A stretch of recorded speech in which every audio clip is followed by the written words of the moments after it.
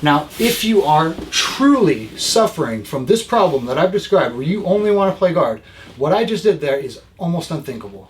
I know this because up until right around purple, blue, there's this, oh, but I can just play guard. But I'll just play more guard. And they'll back away from me and they'll just move away. But if I just could bring them into, if I did a different guard, no, this is, just get up. Get used to getting up. Okay, so we will go ahead and get started. Today we're going to do a little small amount of review on the escaping portion that we went through in our last lesson, just to sort of have some overlap between last topic and coming into what we're going to look at for the next few lessons, and that's the basics of playing guard, sort of an introduction to guard. And if your eyeballs are viewing this right now, you are probably familiar with the notion of something like guard or something called guard that is emphasized in jiu-jitsu and has a lot of importance in the sport, and also is a very deep mechanical position, and there's a lot of dynamics going on. It can be incredibly fun to play and incredibly useful in your various sparring scenarios, but one of the things about it is it can be very challenging to understand and keep track of all the different things that are going on, because they are changing so quickly, and because it's such an integral part of the pace of a match, that often it's good to approach it a few times, and each time we approach it, try to take away one or two big ideas that we're trying to incorporate as we move forward. So a lot of what we'll be doing today is, yes, talking about individual movements and techniques, but at least at first, trying to introduce the principles that we'll be using, introduce the fundamental movements that we'll be using, and then continuing to draw more fundamentals in as we go forward, so that when you're in a really dynamic, fast-moving situation, you don't necessarily have to remember a specific technique, but you understand what you're trying to accomplish, and you have some ideas about how to make that happen, and that's going to be more effective in the long term than any individual technique from guard.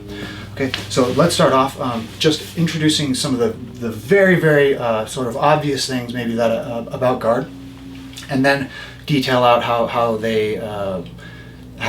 you and your partner will be adapting to each other in a sparring scenario.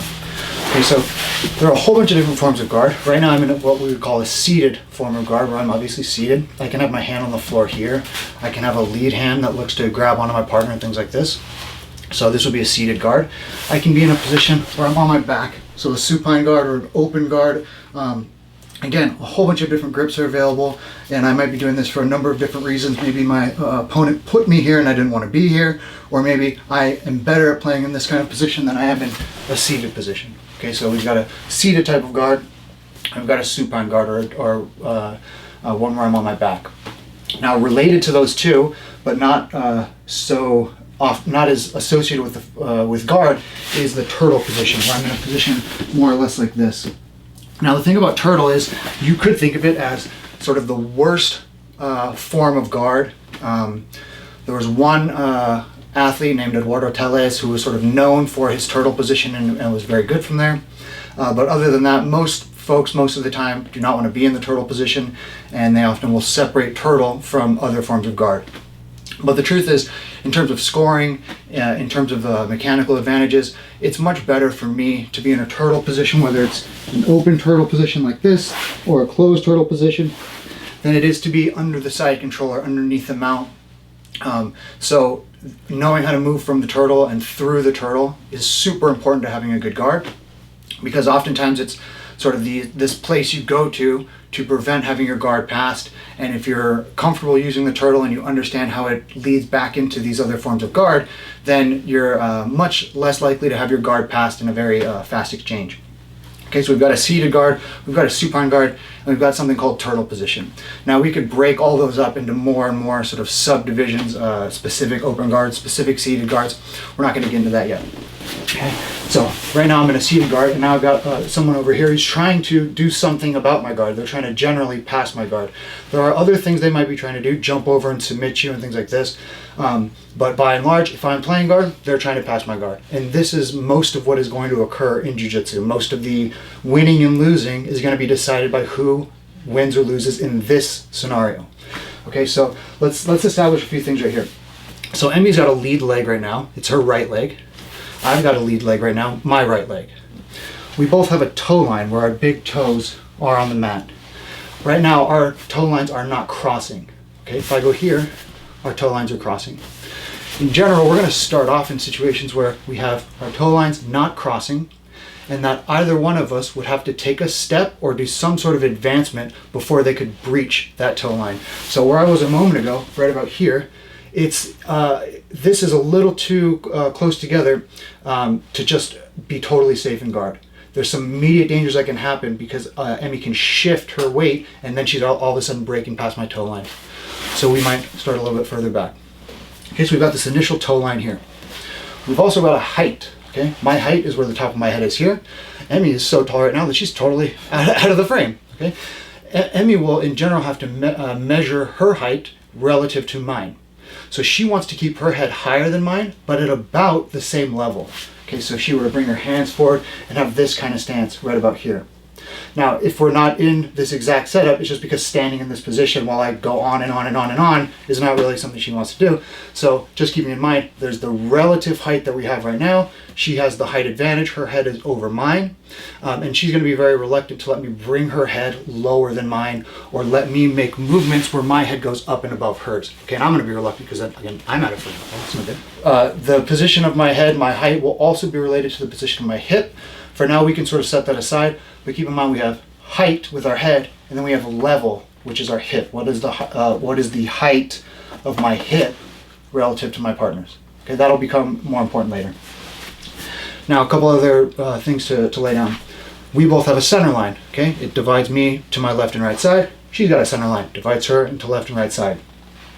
A lot of what we're trying to do in guard is to make sure that I can keep our center lines lined up. It doesn't mean I always have our center lines lined up, but I want to be able to go back to center lines lined up, and I want to be the person who decides that. If I'm ever under the mount or I'm under the side control, can I do the side control? Like this. One of the big things we could just say right away is if Emmy has me in side control, I can't just line our center lines back up straight away from here. I've got to do something, maybe creating a frame, getting my elbow in, doing different things like this, so that I could realign our center lines. Okay? So underneath the side control position, I don't have this immediate control over where my center line is in relation to hers. I want to be the one who's in control of that. Now, like a lot of other things, if I want to be in control of our center lines and I get a sense that I'm not actually in charge of that, it's best if I address that earlier or sooner rather than later. Okay, so a lot of what we're going to do first is to talk about some of the basic movements that we need to be able to do just in relation to keeping our center lines lined up. This is before anyone's passing guard. It's just the initial movements that might be hinting at a guard pass. This is before I'm doing any sort of submissions or sweeps. It's just guard maintenance. Okay, so first thing here, we've got our center lines lined up. Now let's keep this super obvious so we can really see what's going on here. If I want to keep our center lines lined up, then Emmy's objective is to not keep our center lines lined up. She doesn't want us to be parallel, she wants to be across my center line. So she can do that a bunch of different ways. She might just start walking to the side this way here. Okay, so the first thing I'm going to do if she walks to the side is to turn and face her. Again, this is pretty obvious stuff. If she goes to the other side, I can turn to face her. Now, I only can do this because of the range that exists between us. If she were very close to me and started going to one side and I just followed her with no contact at all, and then she went to the other side, she's so close to me that by the time I try to meet her, she might be on my back, she might be going to my neck, different things like this. Okay, so depending on the range between us, I may be able to just turn with her. Now the reason this happens is because I'm turning in a circle and she's going on a circle that's sort of orbiting around the circle I'm on. So as long as there's distance between us, okay, as long as there's some separation, we're not reaching that toe line early, as long as there's some distance here, anytime Emmy goes to the side on me, I can easily follow her. That gets harder and harder to do as she gets closer and closer to me. Okay? So the first movement that we have to do is literally what I was just doing right now, just scooting around the mat. One thing I'll say about scooting is, let me actually do this way. If I'm lined up with you here, and I start scooting towards the camera, and I go straight forward like this, there's actually a lot of drag, and the movement is not all that efficient. When I end up going straight forward like this, I actually want to be turning slightly to the side. So if I want to go straight forward, it's actually best if I turn slightly to my left when I do that. Okay, and if I can also do that going the other side, or if I were to switch my stance. Okay. But when we're scooting on the mat, we don't want to be literally dragging our butt along the floor. We actually make a small turn whenever we go to move. Okay? Again, that's just us moving on this sort of smaller circle and my partner moving on this bigger circle. I want to just make sure that my movement has a small turn when I use a scoot. Now, there's also going to be times when, let's say if Emmy's down on her knees here. Now, in a situation like this, one of the big things that changes for Emmy is she's not nearly as mobile as she was when she was standing. It's much harder for her to move side to side very rapidly and change directions on me, but it's much easier for her to stay stable. Okay, so if Emmy was standing up one more time, in a position like this, I can upset her balance in lots of different ways, because the taller she goes, the higher her center of gravity goes, the more precariously her balance is situated, and I can more easily off balance her and potentially knock her down. She comes down to her knees though, it's a lot harder for me to put 2 knees down. 2 knees on the ground, even more stable. Now in a position like this, I could do that same sort of pushing and pulling on her, and maybe I don't really break her balance at all. So in this type of scenario, one of the main things I'll be looking to do is gain an advantage in height. And as I mentioned a moment ago, height is going to be my head position relative to hers. So if she's on her knees and she happens to sort of slouch down like this, this is not a good starting position for Emmy, because she's already conceded the height advantage to me just by having her head down a little bit like this. If she goes to her knees, she'll always want to be sure that she's still maintaining this head height advantage, unless she's doing something specific where that might be an exception. By and large, she wants to retain the height advantage. Okay? So again, let's just think about her trade-offs one more time. Previously, when she was standing, she was very mobile, and now she's on her knees, very stable. This trade-off between stability and mobility is always going to be in play. And from my perspective, when she comes down to her knees, she's more stable, harder for me to off-balance her. So I might not be moving as much in response to her mobility, but I might be going up and down in elevation, trying to gain a height advantage. So the next movement we used, the first one was scooting. Now we're going to go into heisting, where I pull my knee by my support hand. So I just turn and look towards my own hand, point my chest at the floor, and I slide my leg back. And you'll see that when I do that, my left knee and my left foot go to the line of my left hand. So here's my left hand on this line on the mat. When I go back and away, I put my foot and my knee on that same line. I don't want to go shallow, and then when I need to move my hand, I actually lose my balance slightly. Or even if I exaggerate that, here, if I move my hand right now, I start tipping over. Okay? So our second movement is heisting, which allows us to change elevation. It allows us to gain an advantage in height. So we go with a knee towards the support hand and a foot towards the support hand, and now I can gain an advantage in height over my partner. Okay? So again, we're starting with these really seemingly obvious movements. You've probably done them before, and just trying to understand how there's a dynamic that is starting to play out before anyone's even thinking about a guard pass or a submission or things like this. Okay, the first one was that I've got this guard position. I might be seated. I might be on my back. I might have to at some point go and play from a turtle position. So we've got these variations in how my body can be organized. Then my partner, she's got a stance, and her head height is going to be one of the big things she's trying to maintain in any type of stance here. In this kind of position, she's going to have the height advantage, but she brings her head to about the level of mine right here. We've got this notion of distance where I've got a toe line and she's got a toe line. And we're going to be very careful about whether we just step past the toe line and work, or if we're working at a distance where we haven't breached the toe line. We start understanding that we need to keep aligned with the other person, her center line and my center line. If she goes to this side and I purposefully move my center line away from her, that's horrible. I'm turning my back. That's why turning your back is so bad. It's because it breaks that fundamental alignment. She goes to one side. I might just scoot and keep our center lines lined up. She goes to the other side, and I scoot, and I just keep our center lines lined up, and I'm just vigilant about this. Now maybe she knows that I'm following her, so she comes down to her knees. We started looking at this idea of stability versus mobility. She was very mobile. Now she's much more stable. The trade-off for her is that the height advantage is not nearly as significant. I can much more easily go heisting, where I pull my knee and foot to replace my hand, and now in this position I can start gaining a height advantage over her, pushing and pulling and snapping her down, maybe going for knee taps or ankle picks if she's standing up, and things like this. Okay, so we've got center line, we've got height, we've got distance, we've got angle. While all of this is happening, I need to keep my legs between the two of us. Now, what does that mean, my legs? It could mean the bottom of one foot between the two of us. Okay, and I'll come back to that in a moment. It might mean both of my knees. So it might be a position like this. That's here, where our center lines are lined up. My knees are between her head and mine, and her center line and mine. So this would be a fine guard position. Okay, I need to have some part of at least one of my legs between the two of us. In a hip check half guard, like this, I've got one knee on the pocket of her hip, and I've got a bottom leg here that's helping to secure it in place. Okay, so again, I've got at least one leg between the two of us.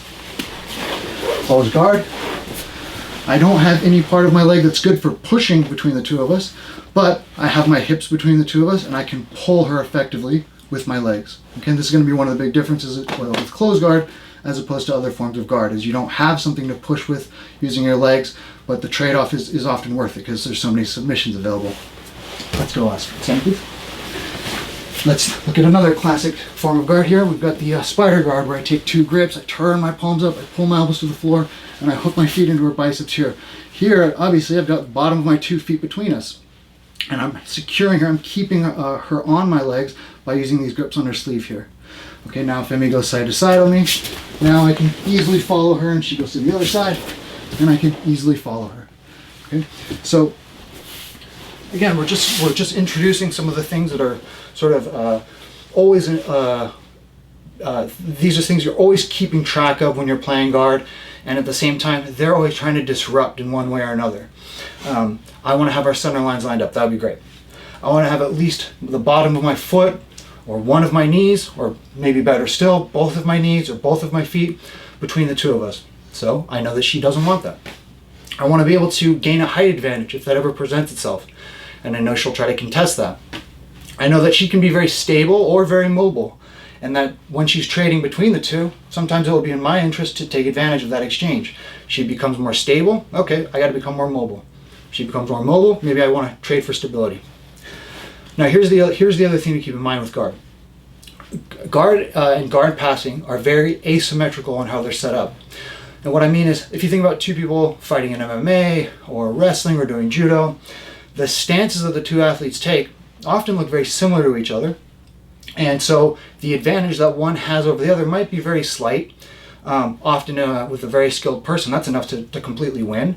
But it's often a very slight difference in stance, and so the actual mechanical advantage, maybe not that big. In guard, or in the system of guard where somebody is passing and someone's playing, there's a huge asymmetry. My position is completely different than hers, at least on the face of it. And a position here, where I'm lying on my back, and Emmy is standing over me here, this type of arrangement here is not even close to what it looks like to have two boxers facing each other trying to land jabs and set up uppercuts and things like that. So this trade-off that I was talking about with Emmy's stability and mobility is also available to me. When I put my spine on the floor like this, and my spine is stabilized by the stable surface of the floor, I gain an ability to take my legs off the ground and put them on my partner. Okay, she's using her legs obviously to stabilize herself on the mat, but I get to use my legs to keep her away from me. What's the trade-off? Well, I'm not very mobile right now.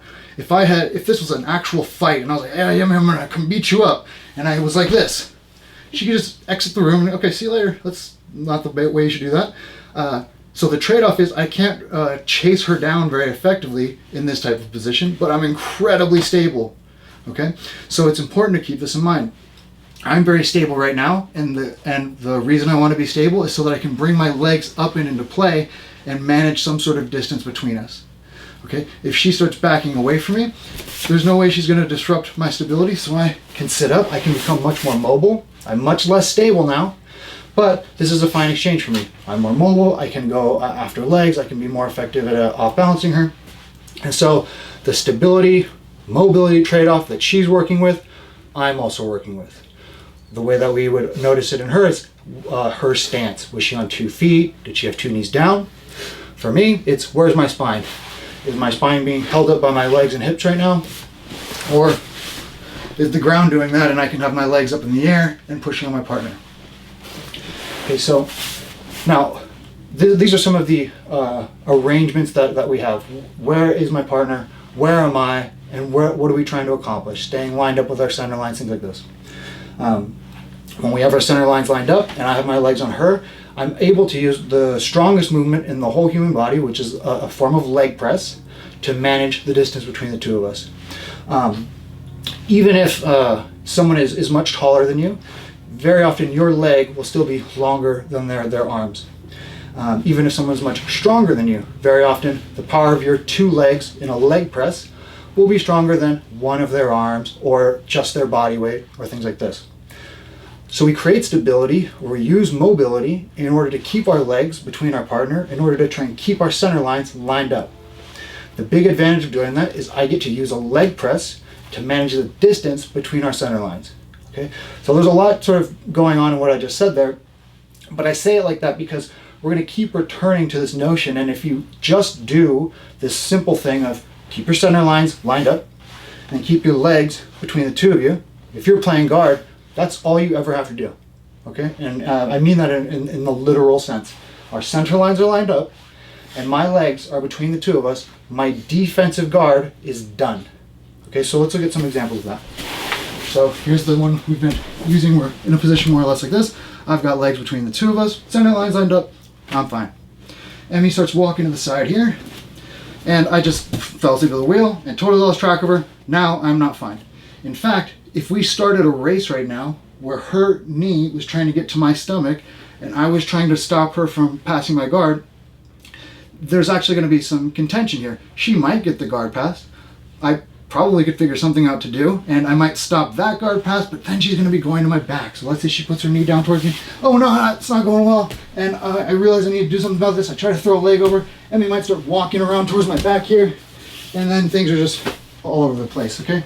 So that's not so good. And all that happened was she broke that alignment at the center line.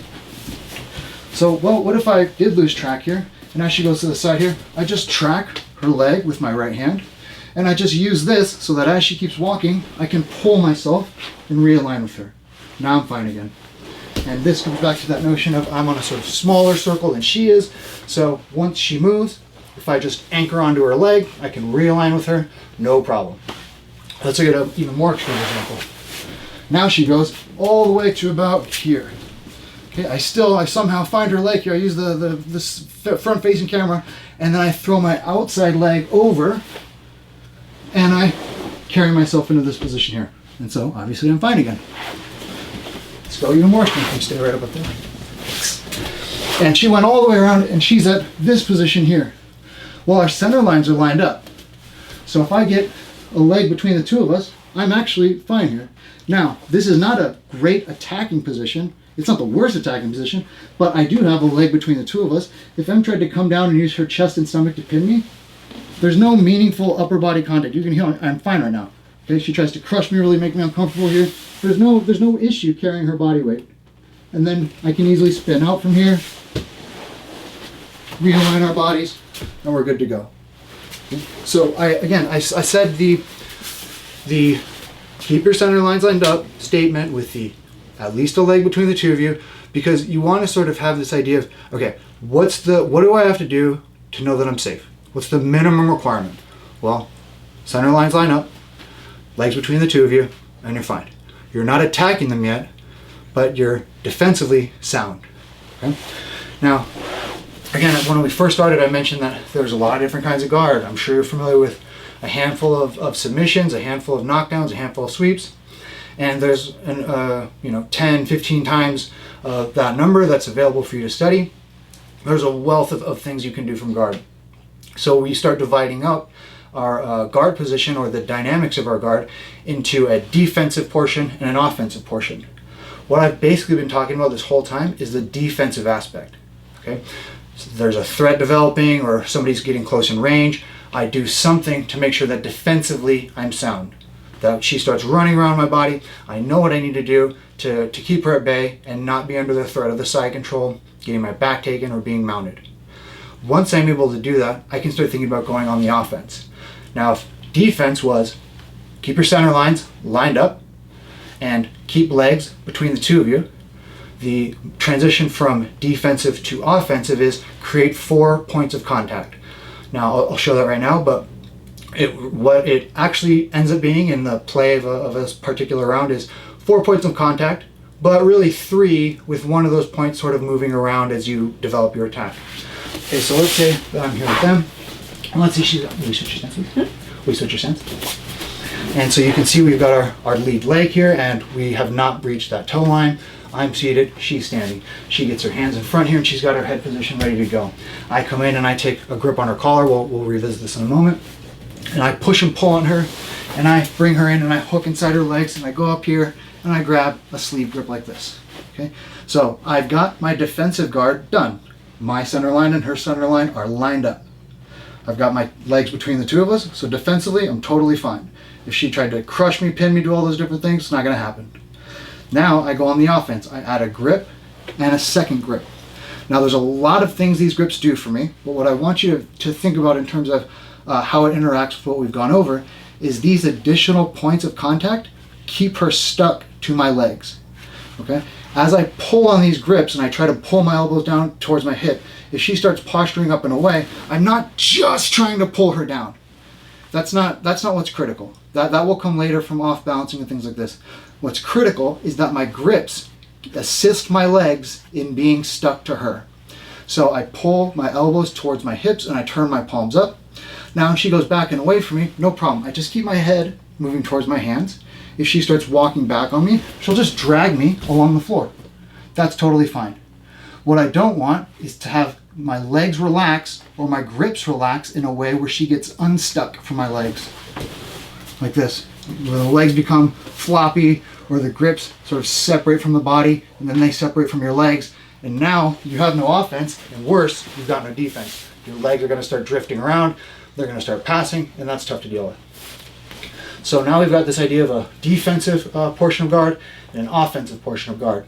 Defensively, we're interested in understanding sort of what are the different things that I've got to address here. Well, there's angle, so she starts going to the side one way or the other, and I turn slightly to keep our center lines lined up. As long as our center lines are lined up, she does not have an advantage with regards to angle. She goes to the other side, and I do the same thing. Okay, she scoots around here. Now, one other thing that might be going on is she goes down to her knees here. Not nearly as mobile, but much more stable. Much easier for her to pin me, get in my half guard, and try to pass from there. Okay, so she's much less mobile, but much more stable. Maybe she comes in and she starts trying to bring her knees very close to me here, work on getting an underhook in one way or another, and start to pass my guard from a position like this. So maybe I don't try to use the advantage of mobility so much, but I try to gain an advantage in height. So she's dropped down to her knees, she's brought her head down, perfect. I'm gonna bring my head up. I heist by bringing my knee and my foot back to my hand. That frees my hand to come off the floor. I can use that to attack one of her bases of support, establish another point of contact, and go back to playing guard. Lots of different things that can happen. There's another idea here where I've got our center lines lined up. I'm making sure that if there's an opportunity to gain a height advantage, I take it. All the while, I'm keeping my legs between the two of us so that I can make use of that leg press. Now, it was pretty easy to see a moment ago when I was playing with a spider guard how this leg press is coming into play. It's literally a single leg press at a time here, or bringing them forward to off balance them. That's usually pretty easy to see. But from a seated position, the leg press it operates a little bit differently. Because now I'm seated versus a moment ago when I was on my back, I'm actually more mobile. Remember, I was here, very stable. I get to take my feet off the ground and I can leg press my partner or move myself. Mostly I can keep her away from me. When I go here, I'm more mobile, but now my leg is sort of on the floor. So the leg press is used a little bit differently. Instead of it being used to push her away, it's going to be used to move myself away. And that's going to be pretty obvious. That's what the heist is. That's what scooting away from someone is. I'm leg pressing against the ground in order to use this mobility to move away from the other person if need be. Okay, so it's the same tool. It's the same leg press. It just looks slightly different because I'm using it now to move myself instead of to move her away. Okay, so I've been harping on these ideas for a little bit now, and I just want to make sure that we're sort of digesting the same ideas and sort of keeping track of the different things that have come up so far. We've got this idea of distance. We measured that at the toe line. Is her toe line past mine or not? We've got this idea of angle. Does she have am I able to keep our center lines lined up? Even if she goes all the way past my head, if our center lines are lined up, I can invert my body and put legs on her and I'm fine.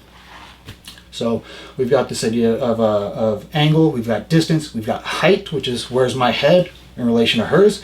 Her head comes down, my head goes up. Good for me, not so good for her. All the while these things are happening, she's developing angle, I'm trying to maintain distance. I'm always going to keep at least one leg between the two of us. Okay?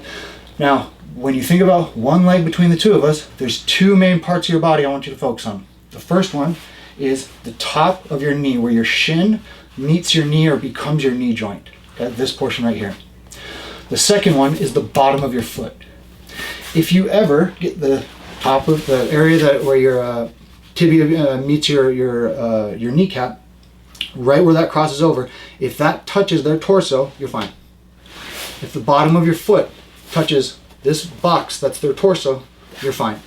And as you get more skilled, that will expand a little bit and you'll be able to go, if the bottom of the foot touches the elbow to the torso, you're fine.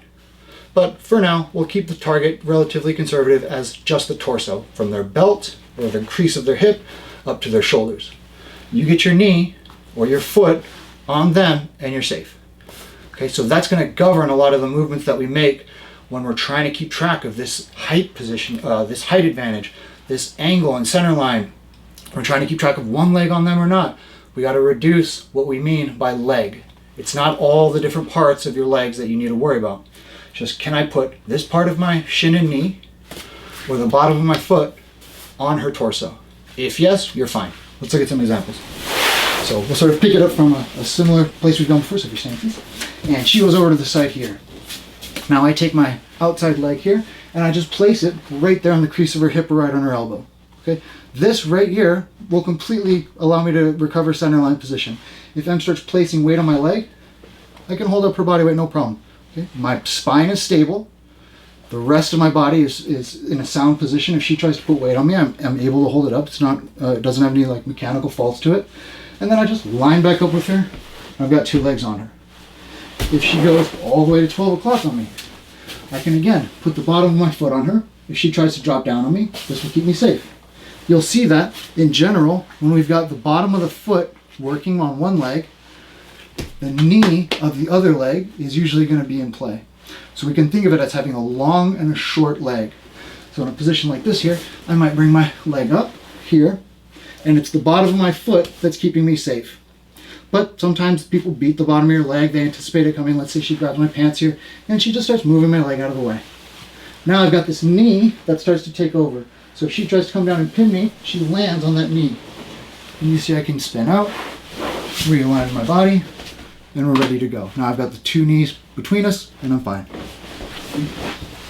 So again, I haven't shown any sweeps. I've shown how to hip heist a little bit, shown how to scoot around the mat. It's not, none of this is difficult or particularly demanding of like athleticism. But what we're really trying to understand is what are these sort of battle lines that are going to be contested when she's trying to pass my guard and I'm trying to defend my guard. There's a few of them. And if you can keep track of them, if you can make sure that none of those are ever broken down very thoroughly, you will be fine. What tends to happen though is somebody will have one part of their guard compromised, and usually one of two things happens. They then rush and try to finish whatever attack they thought they were going to get, and they actually end up making things worse. I'm sure maybe you've attempted an arm lock or a triangle, and the person started passing your guard or just was not resolving favorably, and you thought, well, if it's just a little more, maybe I'll, and you never do. And if you do, they made a mistake. So there's this idea of if you start losing track of things, or what probably more commonly, you didn't know what you were supposed to keep track of in the first place, if that starts to happen, then it can be tempting to think, oh, I'll just get them with this attack and it'll all be fine. And it's never fine. And as you advance more and more, and you start going with brown and black belts and better black belts, it will never ever be fine, because they will know that you didn't have that triangle, you didn't have that arm lock, and the more you hunt for that arm lock, the less you are recovering your guard. And my job passing your guard, I just inserted myself in this hypothetical, the more you try to insist on that arm lock, the easier it is to just shut the legs behind past the guard. Okay, so this is also why we've started talking about this defensive and offensive portions of your guard. If your offense is not going well, and you get a sense that they're maybe compromising you, they probably are. They're probably getting some sort of guard pass to start to develop. Just stop attacking them, defend your guard, line up center line to center line, put legs between the two of you, and reset your attack. Okay. Again, let's keep this idea in mind of the guard being the big battleground in jiu-jitsu. Someone passes your guard, I want you thinking of that like you basically got submitted, because if they didn't submit you that round, if they were given more time, they would have. Or as they get better and you get better, they will be able to submit you. And the guard pass is really the key that unlocks that door and lets them break through. At the same time, if you have a guard that can never be passed, and you can retain your guard against all kinds of different threats, then you can start to attack and be effective from guard. And on top of that, when you start passing guard, you're going to be so much more effective, because you're going to understand what the different components that are needed to keep someone's guard safe, and therefore what do you need to break in order to get past someone's guard. Now, the other sort of way that these things can play out that I've noticed over the years that I definitely had trouble with, just to give you a little bit of background, I for years was like, close guard, that's it, I don't want to do anything else, I don't need to do anything else, close guard is where it was at. And for a while I could do that. I could be effective against people that were graded much higher than me, senior students and things, and in competitions. I would do very well with just closed guard. And some other time I'll talk about maybe some of the advantages of that. But the thing I didn't really notice until I started looking back on it was a habit that lots of people end up developing, which is a reluctance to go on top and pass someone's guard, even when would be the best thing for you to do, because you want to play guard so much, and it's just, oh, if I could just play guard though, if I could just play closed guard, I'd probably win. But it shuts, it sort of puts blinders on you, and you don't really see these seemingly obvious attacks. So let's look at one example here. If I've got M, and let's say, for example, that M started on her knees here. And I'm a guard player, so I come in and I get my grips, and I'm interested in drawing her in and playing guard here. But she knows that. She knows I want to try and drag her into a triangle or drag her into closed guard. So she maybe puts a hand on my leg here, another hand on my other leg, and she's using this as a brace so that as I try to pull, she keeps herself away from me. And as I pull and pull and pull, she doesn't like that. She's not having any of it. So what you should do in these kinds of situations is not go, oh, how do I break this grip and just make them play guard? No, what they're doing is when they brace here, they're keeping themselves at this height. So all you do is you go up and you gain a height advantage and you knock them down. Now, if you are truly suffering from this problem that I've described, where you only want to play guard, what I just did there is almost unthinkable. I know this because up until right around purple, blue, there's this, oh, but I can just play guard. But I'll just play more guard. And they'll back away from me and they'll just move away. But if I just could bring them into, if I did a different guard, no, this is, just get up. Get used to getting up. Because your ability to sweep somebody is largely going to come down to your ability to wrestle them with a single leg takedown as you get better and better.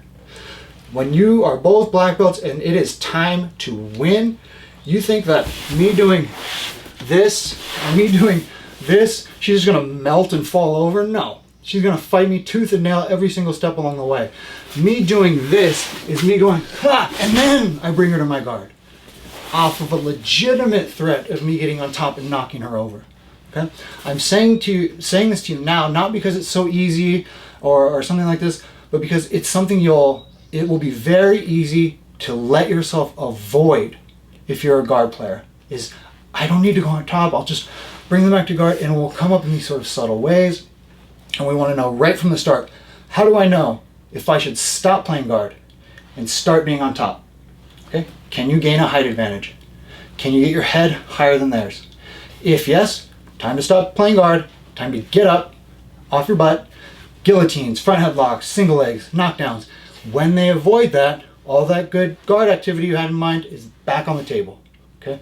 But this is one route that just can really throw people off for a long period of time. They just will avoid wrestling the single leg, they'll avoid going on top, and I understand why, but just know what the cue is. The cue is, can I get my head higher than hers?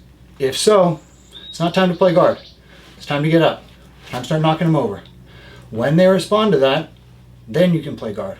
So let's look at a way that might play out in sort of a simple way. I've got my grip here. I want to drag her into my guard. She knows that. She starts putting a brace against my leg here, so that when I try to pull her head down, she uses the grip and her stable leg positioning to keep her head up and away. Okay, so I start going up and away.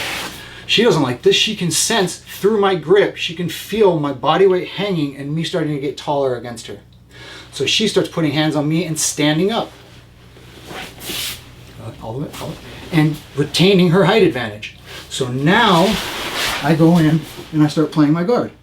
And it was so easy, she exposed all the area of the hip, she let me get into one of the legs. All these things that I wanted to do originally are now actually available from a simple movement where I just try to get my head up. So again, I know I haven't really gone over a particular technique, but there are an unlimited number of techniques for us to go over. What I want us all to do from the very beginning is to really, really understand what is happening when you play guard. What are you using? What are your tools that are working for you? What do you need to be defensively sound? What do you need to convert from defense to offense? I'll review all this stuff in a minute, but just some of the topics that we've sort of been juggling up to this point. What are the different variables that are going to be important when we engage? Things like distance, things like height, things like angle.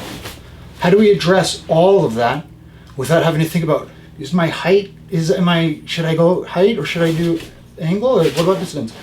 The way we do that is our center lines line up. If our center lines line up, then I've addressed angle. Our head position, height. If I can get my head higher than hers, I'm going to win the height battle, and I should always do that. And distance, I keep one portion of one of my legs, either the knee and shin or the bottom of the foot, on the box that is her torso, and if I have that, I can always maintain distance. Okay?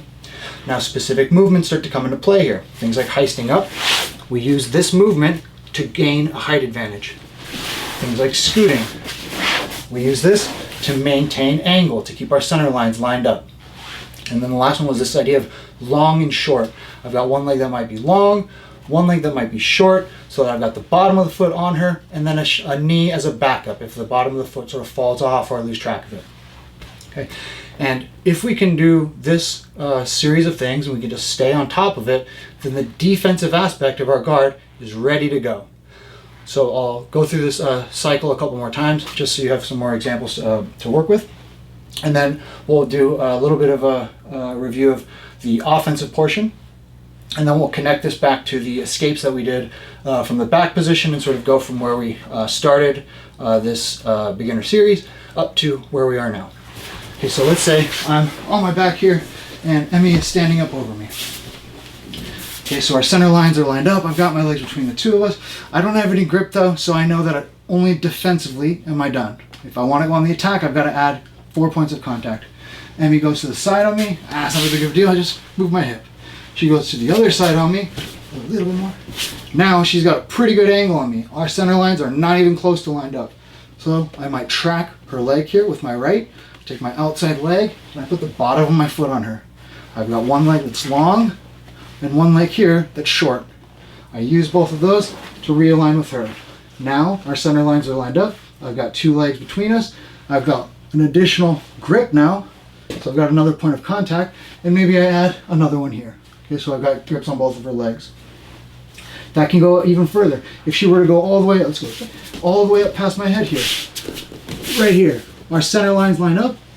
I keep legs between the two of us. I can convert this into a safe type of guard. She's not having so much success being mobile, going side to side. I was able to keep that outside leg on her and realign. So she changes tactics, come down to her knees. Now she's much more stable. Doing this type of thing is maybe not so useful in this scenario, but I know that I can gain an advantage in height. So maybe I grip up, I heist up to a knee and foot, and I take my hand off the floor so that I can threaten her balance and I can start dragging her back down to the ground. Okay. With center lines lined up, with legs between the two of us, defense is taken care of. If you're ever unsure if your defense is sound, stop what you're doing, go back, take care of your defense. You can always renew your attack once you're safe in your guard again. Okay, but with that said, now we're in this position and I've got my legs between us. I've got our center lines lined up. So I go further. I get a grip on her. I've got a foot in contact with her here. I add another grip, and now with two grips and a third point of contact here, and a fourth point of contact with the ground. Remember I said sometimes it's going to be three and one that's moving. Here's an example. Now I've got 3 points of contact, and I can start going over, sweeping to the side, and working from this guard position. Now I can be offensive against her. Okay, so this is just again the sort of defensive pieces that you'll have to keep track of, and that will be in play. A quick look at what the conversion to offense will look like. It's going to be those 4 points of contact. Now let's circle this back to when someone's on your back, and we go through that series of movements that gave us our escape, and we'll convert this into a defensive guard, and then we'll be sort of circled back and we've covered all the stuff that we've covered up to this point. So if I can have you on my back here. And well, she's got her hooks in, she's got her seatbelt, and we're gonna go right in here. She's got her grip, and don't ever help someone do this. Yeah, don't help them get the grip. Okay, just get your grip. Okay, so I got my defensive grip. I've got that webbing of my thumb and first finger. I go ahead and I cover that up. Now she's got her head trap close here, so I've got to get past that. I take one leg, I make it short, the other leg make it long. Oh, that sounds familiar. And then I start going over to the side here. Now I'm going to use my head going forward and around to free myself from the head trap. My long leg goes towards my short leg, and as that happens, I'm going to try to get rid of her bottom hook and step my body into a position where she can't recover the hooks on me. So my legs are not like this. Okay. Once that's done, I can take my inside elbow down towards the floor. She starts going up to try and get on top. I put my foot up higher than my knee, and I connect my elbow and knee together. Okay. I use this elbow knee frame. Remember what I said about that top of the knee and the shin? That's on her torso. So I know I'm actually safe if I just move into the next phase, which is that defensive guard. So we're here. I need to get my center line lined up with her. Then I put my legs between the two of us. Now that our center lines are lined up, and now that I've got legs between us, I'm fine when it comes to defense. I might go on offense, adding 2 grips, setting up, and then going to work from here. Okay. So I'll do this again, but you notice that the final steps of the escape from the rear mount were the first initial steps of the guard recovery. It wasn't like I completed the escape and it was done and then we waited and then I did my defensive guard. No. Let's say that escape had 6 steps. Okay, just for now. Step 5 and 6 of the escape were step 1 and 2 of the guard recovery. There's overlap in them. And it's super important that you understand this, because if there is ever a gap in your escape, in your defensive guard, guess what's in that gap? The other person, and they are crushing you using that gap. So you've got to start thinking, okay, I'm about to finish my escape. I know my inside elbow is about to get to the floor. So what comes next? Defensive guard. It's not an escape anymore, it's defensive guard. And I'm already building up those pieces. I'm already starting to think about center line and angle. And can I gain a height advantage? If I do a good frame and I move my head and they lose their balance, I'm getting up. I'm gonna drag them down to the floor. Okay, so we start to think about not just the escape and defensive guard and offensive guard, but the overlap between the overlap between the escape and the defense and the offense. And the more there's overlap, the less there is an opportunity for them to intercept what you're doing and regain any ground that they've lost. Okay? And I'll just say one more point on that, and then I'll show this one more time. Whenever you are doing, let's say, the 6 steps of that escape, whenever they do something, it's always going to be by cutting in between some of those steps, between 2 and 3 or 1 and 2. And so we always want to reduce the number of steps of any given technique, but we can't reduce them beyond the point where they're not effective. I can't just say, now there's 1 step to your back escape. It's like, no, there's a certain minimum that you have to go through to escape, but I can't add any more steps. If the back escape is 6 steps and I make it 9 steps, those 3 additional things in there, wherever they were, you go with someone who knows what they're doing, they are going to crush you 3 times for those 3 additional steps. I guarantee it. They don't even have to know what they are. They will feel that there is a gap in your elbow knee frame, or that you moved your head an additional time and they're just ripping on your collar. These are not things that people can necessarily consciously tell you they're doing, but they are definitely doing it. And so we're always looking to minimize the number of things we have to do while still being maximally effective. And one way to reduce the number of things you do is overlap them with each other. So that I've got 6 steps for my escape, let's say, but 2 of those last 2, are actually overlapping with my defensive guard. So do I go out 4 steps or 6 steps? My guard, you see where I'm getting at, where the more they overlap, the less extraneous movement that there is, and the more efficient that I'm going to be. And that's really what we're aiming at overall, is to be more efficient than the other person so we can overcome them. So all that said, now, Emma's on my back. She's got those vicious hooks. She's got the seatbelt grip. I'm not even helping her with this grip this time, but I get my defensive grip. I bring my head over to the side by going short and long. My head goes down to the floor. I go forward and around. My head is free. You can't see it because I'm not in frame, but I straighten out my left leg, and I use my right leg to eventually find hers and free myself from the hook. Now I tuck in my 2 feet. I take my inside elbow down to the floor. Here's that overlap. I just did my escape, but I'm also beginning my defensive guard. I've got the elbow knee frame. With the elbow knee frame in place, I want to go center line to center line with her, and then I want to line up with 2 legs between the 2 of us. Now I've done my defensive guard. As I shifted into this position here, my defensive guard was finished. So now I'm thinking about going on the offense, and that's going to mean 2 additional grips. Now, Emmy's got her hands in a little bit of a reluctant gripping position. She doesn't take in a decisive collar grip or grab my pants or anything like that. So I would have to go up to her. If she were grabbing a pant leg and maybe my collar, this might make it, this might limit the number of grips that I can take in a way that's actually good for me, because I grab her sleeve, I grab a lapel, and she's sort of given me information about what I should do. Control here, we go to an off balance, and we start to look at going on the offense. Again, we'll tackle that offensive portion in the coming lessons, but suffice to say, there's another section of overlap there.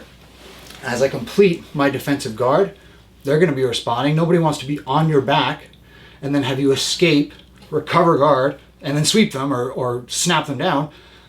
If you escape, they're going to do something grip-wise to try and pin you, or not have you go back to your guard completely, but maybe restrain you to a half guard. So they'll be gripping on you, they'll be arranging their legs, and that'll give you some indication as to what those grips should be that you're really looking for when it's time to go on offense, okay? And we'll come back to that when it's time.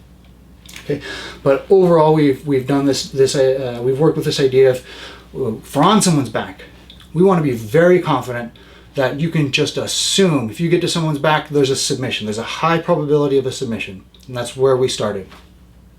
A lot of what we do from guard is going to be based on an assumption that if the opportunity to take someone's back presents itself, not only are you going to take it, but you're going to be able to keep it until the end of the match, or better still, gain a submission. There's just this assumption that once the back is there, the match is over. Another assumption that we're going to see is that from the guard position, there's an assumption that if you lock somebody in a trap triangle, it's over. And so we're going to study the triangle as early as possible so that that can become more and more true. Anytime somebody gives you an opportunity to triangle them, you take it and it's over. And their movement becomes predictable as they try to avoid being put in these kinds of triangles. So we started off on the back, making sure we can strangle somebody, making sure we know how to deal with the defenses. We circled around that for a little bit, then we flipped it and we went to the defense. What do I need to do if someone's on my back? That's more likely going to be the case when you're just starting out. We looked at some of the defensive grips, we looked at some of the movements, and we got to this notion of if I get that inside elbow down to the floor, I'm out. And when we started up today, we started to see that there's this idea of the elbow down to the floor is really this half of an elbow knee frame. And an elbow knee frame is a tool that we use to maintain distance between our two center lines or between our spines. And then we started to see, okay, well, what am I doing with that? Well, I'm trying to go to this position called guard. Okay, and in the guard position, I get to use my legs either on you or on the floor in a way that makes it very efficient for me to maintain distance between the two of us. And we saw that really it's just this portion of the knee or this portion of the foot that when we say legs between us, that's really all I need is this or this.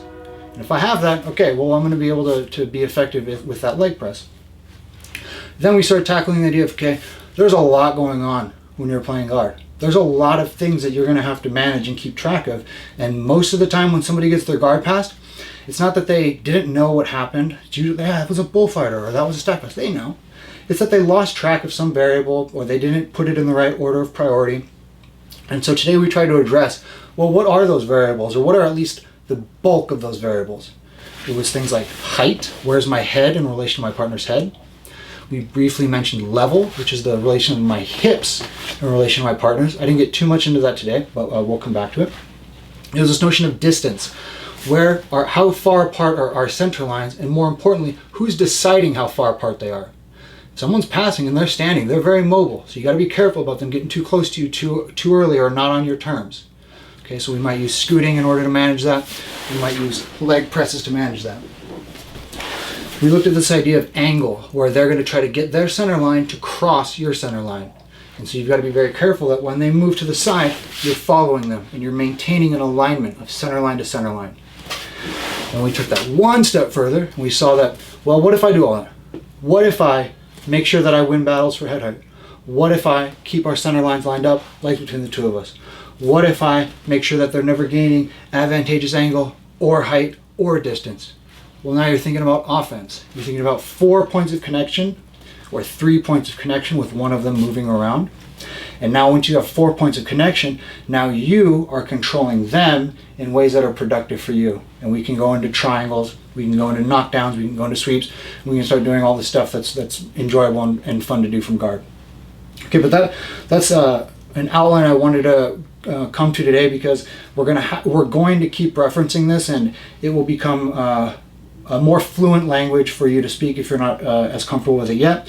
And then what's really useful is once you've hammered all this in, and it will happen faster than you think if you're not used to it already, then when you are presented with novel problems, somebody passing a guard, and you've never seen it before, you will be able to improvise your way out of it using this reasoning that we're starting to work through, and reliably protect your guard, be defensively sound, convert it to offense, and then sweep, knockdown, or create a submission. And that's really where the lessons of jiu-jitsu are powerful. It's easy to imitate a movement that I do on another person and you go and copy it. That's not that tough. What's tough is the other person is smart, they know what you want to do, they're trying to be clever and trick you into thinking, and then they go and they're doing things. How are you gonna manage all that? You gotta have something you can lean into when you've never seen the problem they're presenting, but you can confidently address it. And I'll say this last piece to leave us off. When it comes time to defend against something in jiu-jitsu, just fighting in general, the biggest thing you need to be able to defend against something is to be able to anticipate it. If you can correctly anticipate what is coming down the pipeline, and it's just that one thing, easy to defend. When it's multiple things, you've got to be able to organize what order are they coming in. But for the defensive player, it always comes down 95% plus to how much did you accurately anticipate what was about to happen. If you're confused about what the information is that you're getting, you cannot anticipate what that thing is. If you don't understand what the center line is, if someone is using their footwork to try and fake you out, like somebody crossing you over in basketball, and they're very adept in their footwork, you are not even going to know what you lost track of when you lost track of it and they passed your guard. But if you just have this image of a line that cuts down the middle of their body and down the middle of yours, and you treat them like a pair of magnets that are always facing and lined up with each other, then that part will be very difficult for someone to overcome. If you have this notion that you can sense where their head is and how you can manipulate and bring it down, and you're always doing that, bringing their head down in a way that brings your head up, then you're always going to be winning this battle for height. And when you can do this in a sort of unconscious way, then you're anticipating these problems before they even really manifest themselves. And this is what is important in jiu-jitsu, because every round, every guard pass is slightly different. And so we want to have very reliable principles that we can work with to maintain a defensive guard, to do our escapes, or to go on the offense when it's time to do that. Okay, so we'll leave it there for now, but we'll keep returning to this. We'll be studying guard for a little bit, and you'll see how these ideas manifest themselves in all kinds of different guards and all kinds of escapes and other interesting positions. Professor? Yes? Working backwards are kind of like counterintuitive to your lesson today. Fundamentals of body lock passing. Like, so lately, like, my pressure passing has been on the decline, and I've been utilizing a lot of like footwork and like standing passes, but I deal with a lot of inversions and like leg entries now. And so I would like to get back to that pressure passing aspect, and like body lock is super powerful, but I suck at it. And like my only idea when it comes to body lock passing, not including like my over under, but like legit, around the waist, is like toesy pass or like Paulista pass, but those aren't really good passes anymore. They're not. Yeah, you're right. Did you just want me to confirm that they're not good passes anymore? I mean, I'm happy to. No, I get what you're saying. Let me give you a thought here, and you tell me what you think. Okay. So body lock passing. Body lock passing refers to situations where I want to. Body lock. First of all, let me put this in context. Body lock passing is much more common in no-gi. And in large part because you can't use these fun parts of the pants to control large portions of the leg.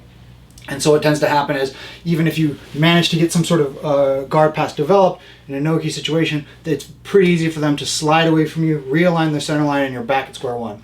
So people start to develop these types of guard passes where they were locking underneath the hips, or even sometimes up at the upper back, depending on where they were in the guard pass, and they would lock the hip in place so that once I develop the actual guard pass, it's much harder for her to realign the rest of her body. And you could say that variations on an over-under pass, things like this, are types of body lock passes. But what I would recommend you think about first is, in an over-under pass, one of the main things that opens the door is to get past the bottom knee, or the knee that is holding you if you were in a half guard. So if I wanted to over-under pass here, and I was in a position like this, you can see that this knee is by itself, even without any grip, going to stop me from being effective in an over-under.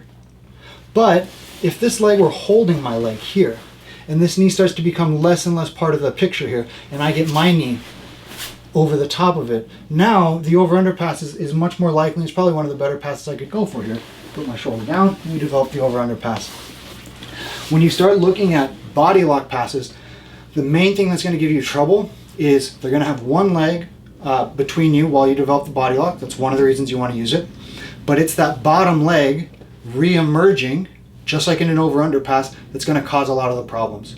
So if I had an over-under pass started here, but this knee is not out of the way yet, then I try to put pressure on M. She just pushes her head away with this leg, and it's going to be impossible for me to get the guard pass, and probably kind of dangerous for me to even go for it. But if I was able to get into a position where my knee is holding her leg out of the picture, like this, now the over-under pass much more viable. body lock passes, much more viable. And I can create a lot of different grips to work with. What you want to be sure of is you've done something that keeps that bottom knee out of the way when you go to your body lock passing.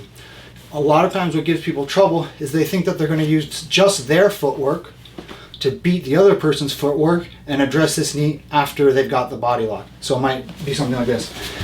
I come in, M sits up, I get my body lock, and I think, all right, so now I've got my body lock, and now I'll deal with this knee.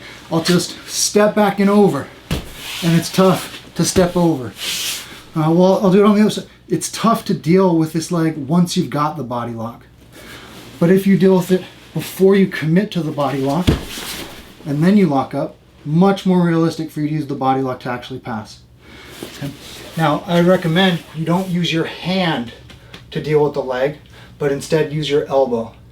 Because your hand is going to want to be stabilizing you on the floor in a no-gi situation, or it's going to want to be close to your remaining grip for the body lock, whether you go wrist to wrist or palm to palm. You're going to want to have your hands ready to clamp together, and so the way you deal with this knee is often going to be with your elbow. So I might be going in, we're in a position more or less like this, and M sits up on me. I might go here. I can lock my hands, but instead of locking my hands first, I use my elbow, and I clear the leg, and then the body lock comes in. And it's that knee being cleared that's going to give you a lot of the opportunities to go into a body lock type of pass. Now, the other thing you mentioned that's related to this, I just said don't use your hands to deal with the legs. That changes when you can push their leg down their sideline. So if we're in a position like this, and M goes long and short on me, she's got a long and she's got a short, and here we have a sort of boiler plate type of inversion position where I try to put body weight down. It's not going to be useful. In this type of position, you make that V with your hand, and pushing the leg down the body is actually very, very easy to do and very productive. And then you want to create a far knee that you pin onto the ground. And that's going to make it pretty easy to get into a good guard pass position. If M goes elbows and knees together like this, just to really drive the point home. In this position, I can push her leg easily down to the floor. And you see that she started sitting up, but then there's back exposure, so she put her back to the ground. And then I would want to make this the far leg, push it down to the ground, and I can go into a pass. Most of the time, you're not at an angle where this is actually available to you, pushing the leg down the body. Normally, you're in a position down here, something like this is happening, and so you get into I would say, good habit of not trying to push the leg down with your hand. But if you're passing an inverted guard or dealing with inversions, that option that I was just mentioning, that comes up all the time. So here, not so available. I'll probably need to use my elbow. Start my guard pass. Let's say she connects elbow and knee together. I rise up and I see this leg crossing over to me here. Now, I can take this knee, the inside leg, and I can start pushing that knee down to the floor. And now I can start clearing legs out of the way and creating an effective pin. But when the knees come up to the chest in an inverted type of position, this is one of the few times that it's effective to push the leg down the body. And let me do it on this side actually. If I push the leg down the body and then I make that the far knee and I push that knee down, that's powerful because it stops them from using that foot on the floor to hip escape away from me. Okay, so let me scoot this over. So if we're here and I push this knee down to the ground like this, and I say, hey, Em, can you go ahead and hip escape away? You see, it's super tough to do. I don't want to simply push on the leg and clear it and help her put her foot on the floor. Now she takes an outside step, she scoots her butt away, and there's the elbow knee escape. Okay, so we can clear the knee pretty easily. When we attack it from this angle, we can push it down the sideline of the body. But we gotta go further than that. We've gotta pin the knee to the ground so that there's no elbow knee escape, and then we can finish the guard pass. Does that get into what you're asking about? Yeah, absolutely. Okay. Any other thoughts on that? I'm happy to get into it more, but I just thought I'd start you off with my initial thoughts on it. No, not right now. Just like reflecting on my roles and Like, it happens sometimes in the morning, but like definitely with like the MMA guys, like Louis Smolka has a huge propensity to invert on me. Uh-huh. And it's really annoying because I like to standing pass, so he inverts and then like starts playing around. So I gotta like keep trying to use my footwork on the outside, and I'm like, why don't I just smash this guy? Yeah, and isn't that always the question you ask yourself? You're like, why don't I just smash this guy? And he's like, well, because I'm gonna invert and stop you. Yeah.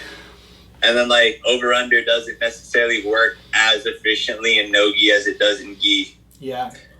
So it's just like. Let me give you a couple other thoughts on over under. Because I've had a lot of people over the years really sort of find the over under to be a guard pass they really like, and there's just some details that I've noticed. Like, people can get really good with the over under pass, and still kind of miss like a couple of things that make a big difference, and they actually relate to what I was just talking about. Can I have you go head here and legs here? Face back to the front? Yes, you're fine. So if you remember a moment ago, I was saying, well, if I go to this side and I were to pin the far knee down, that makes it hard for my partner to elbow knee escape on me and recover their guard. In an over-under pass, one thing that often gets overlooked is, people will do a good job clearing this knee, but this shoulder, it can be placed sort of imprecisely. What we want to do is we want to put that shoulder right inside of the thigh, as if I was going to do that same knee pin here. So I make that false grip where I curl my wrist here, I pull my elbow to my hip, and I tuck my shoulder on the inside of the thigh. So if Em goes to put her foot on the ground here, I know that it's pretty easy to hip escape now and recover guard, but I use my shoulder to push her knee outside her foot. Now that hip escape's not there. This often gets lost just because when you're seeing someone do it, this happens. Their head is covering their hand, their shoulders on the center line, they lift here, and so the shoulder gets covered up, and it can be hard to pick up on that particular detail. But if you're doing an over-under pass and you land on someone's their frames and they're hip escaping away, the over-under pass, you'll get the sense you're sort of chasing them down, but you're never able to keep pace with them. They're scooting away from you. It's because you're trying to run after somebody who's running away from you in a sort of efficient way. The way we do that is sort of flatten the tires on them, and we push this knee down to the ground. Now that hip escape is gone, and I can walk really slowly past their guard. So that instead of this, where maybe Em has her hands here and she sort of catches my shoulder here, even closer, like this, and my shoulder's not in the right position, she puts her foot on the floor, and I try to put body weight on her, but she's scooting away from me, and you see people sort of chasing each other around, like, and it's just going circles and circles and circles. But instead, she puts that frame on me, and I just put her knee towards the floor. Now when she goes to scoot away, it's not happening. I just walk my leg free, pommel, and walk into the side. So that's one other thing I would keep in mind is shoulder inside the thigh to pin the far knee so they don't hip escape on you. And the way you know that you're maybe making that error is you feel like you're chasing them down as they hip escape, and you feel this knee starting to re-emerge and recover guard, and now this knee's back in the way and you got to go back and readdress it. One other thing, I'm not going to demonstrate it too much now, but if you're in Emmy's position, is have somebody take 1 or 2 focus mitts and hold them right here. That way, and obviously she doesn't have them, so I'm not going to fully demonstrate this, you can practice turning and almost punching your shoulder onto the center line, so that this action can really be strongly developed, because that's what's going to let you turn your hips and really create an effective impact here, and then extract your leg and go forward. So pinning that far leg, or for that far knee, sorry, with your inside shoulder, and that will be preventing them from hip escaping away from you and making sort of chase them down. And then creating an effective fixed point with your shoulder, having somebody take some focus mitts, keep them right on their center line, and you just practice impacting with that shoulder and keeping it stuck on them. Do a few repetitions of that, and then do it on the other side. And that will actually help you with a lot of other guard passes. You come in here, I've gotten more comfortable doing this impact here, and I'm used to the fact that when somebody who knows this is happening, they create a strong frame here, then I switch to my other shoulder, and now I can go into other guard passes and be effective from there. So it's a good way to develop the skill of changing from one fixed point to another, that being one shoulder, then the other shoulder. This shoulder becomes a legitimate threat to them. They're catching it, they're framing, they're anticipating it, and then you switch shoulders on them, bring the other shoulder down, and you can go about passing with cross knee or different things like this. Does that make sense? Yeah, absolutely. Okay. Was there anything else, any other thoughts come to mind? No, that's it right now. I mean, that shoulder change in terms of the under knee is like really, because like I would always pressure in and drive the under knee up, as opposed out. Yeah. So I'll just show this just because there's there's people on the internet, right? And they're somebody's gonna watch this, so they'll want to know, or maybe they won't. Who knows? What we're talking about right now is this shoulder here. I'm saying let's put it inside the thigh here. What's really common is people they'll treat it almost like a stack pass, and they'll put it on the hamstring. And then Emmy goes to heavy leg me and just try to push me away, and this is always going to work. And then the knee goes to the chest, the bottom of the foot goes on me, and I have nothing. So we're just changing it a little bit, going inside the thigh and using it to pin the knee instead of going under the hamstring, where it's really better suited for things like single under stack pass and stuff like that. Awesome. Yeah. The thing about what's the way to put this? It's not someone's body weight is not usually the thing that's going to be difficult for you to deal with.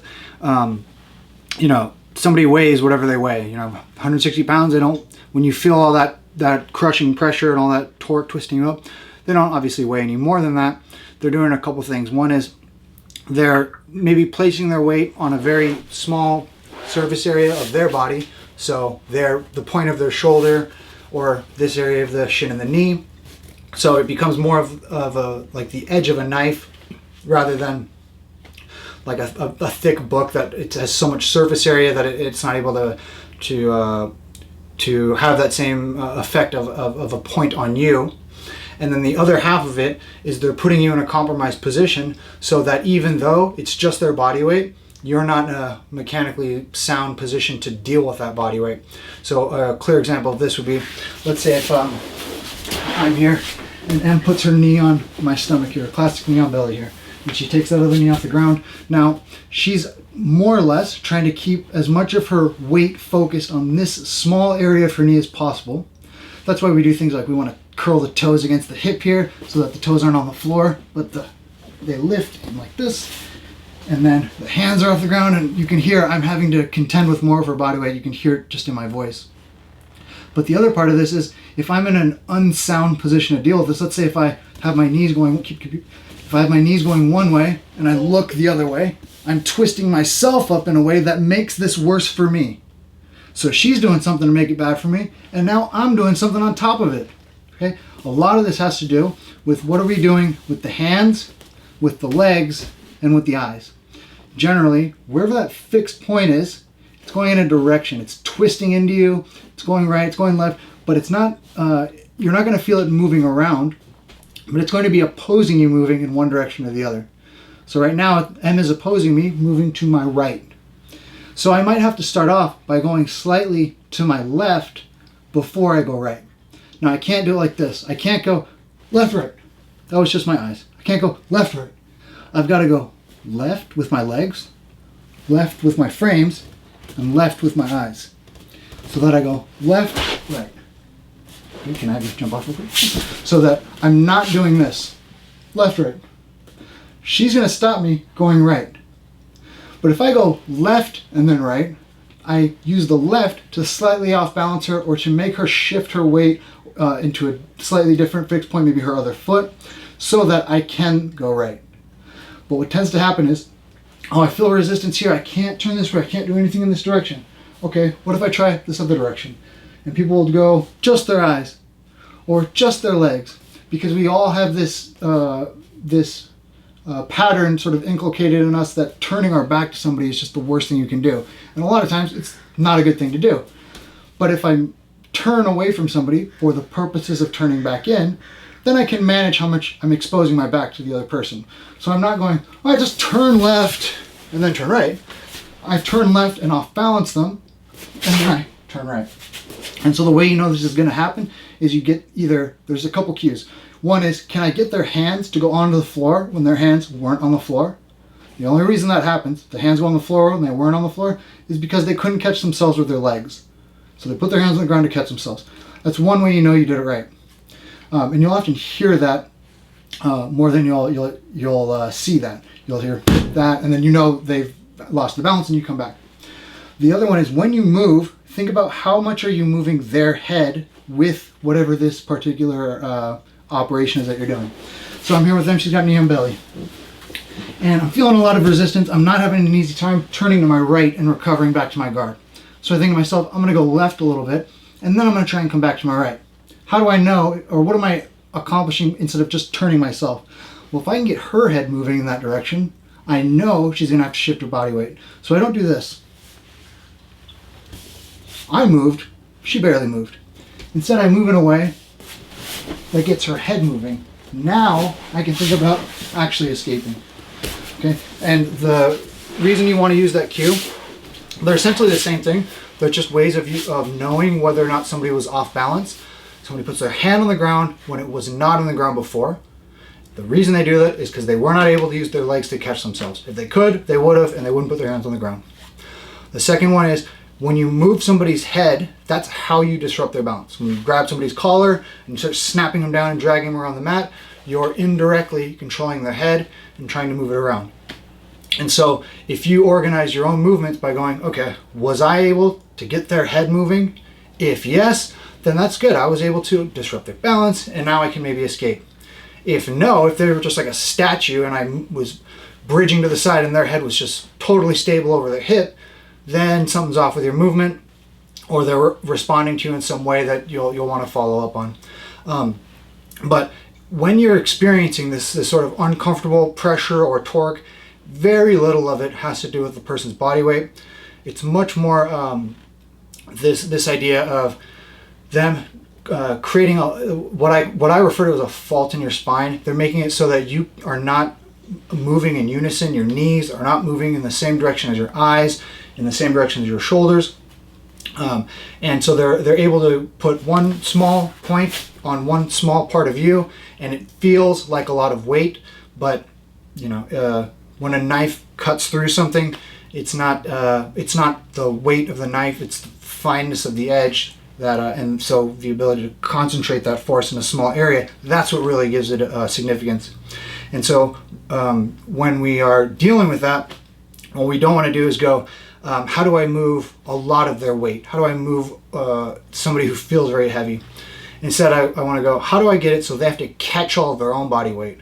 How do I get it so they're holding all of their body weight for a moment instead of I'm holding all of their body weight for all of these moments and I can't go anywhere? And the way we do it is we got to know what would indicate that they're losing their balance. What would indicate that they are holding their body weight? Well, get their head to move. When their head moves, if their hand hits the ground, you disrupted their balance. And once you do that, you're on your way. You're on your way out. Whatever the escape is that you were struggling with, it probably had a direction left or right to it. What you want to consider as a follow-on or as a setup for that is the opposite direction. I wanted to turn right, really struggling. When I tried to turn right, I felt this pressure being amplified. So instead of going more to the right, I disrupt their balance left. I get their head moving when I go left. I get their hand to hit the floor when I go left, and now I can go back to the right. Does that make sense? Yes. Awesome. Great explanation. Thank you. Thank you. Thank you for that as well.